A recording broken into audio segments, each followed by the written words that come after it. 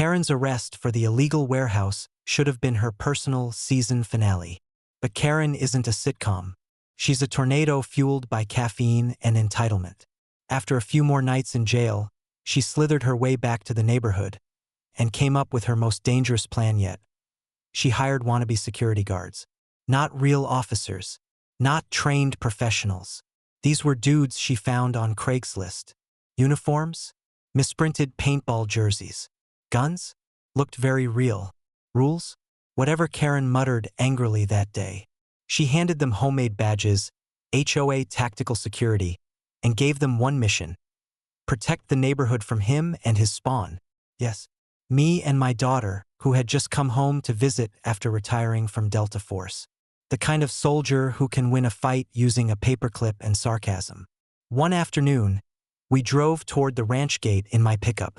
We were laughing, talking, no drama.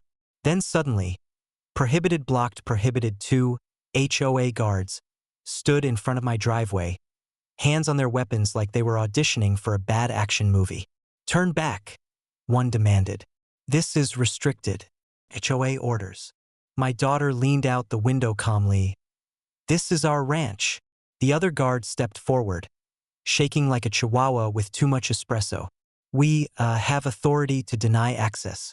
You match a profile of a threat. Oh, she asked gently. What kind of threat? He squinted at a crumpled sticky note. Ranch terrorists? She blinked, then smiled. That was their last warning. I tried reason first. Move, now. And then, Karen herself appeared.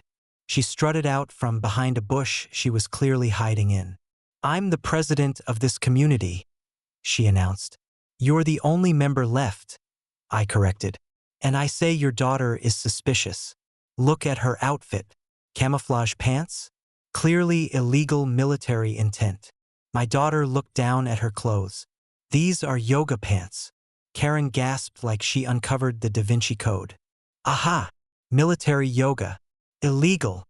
The guards, emboldened by nonsense, drew their guns. Bad. Move. Before I could even speak, my daughter was out of the truck and moving like lightning. Disarm. Lock. Sweep. In 3 seconds, both men were face-first in the dirt. Guns kicked safely away. Karen squealed. You attacked HOA officers. They pointed weapons at civilians, my daughter replied. That's a felony. Karen's face turned tomato red.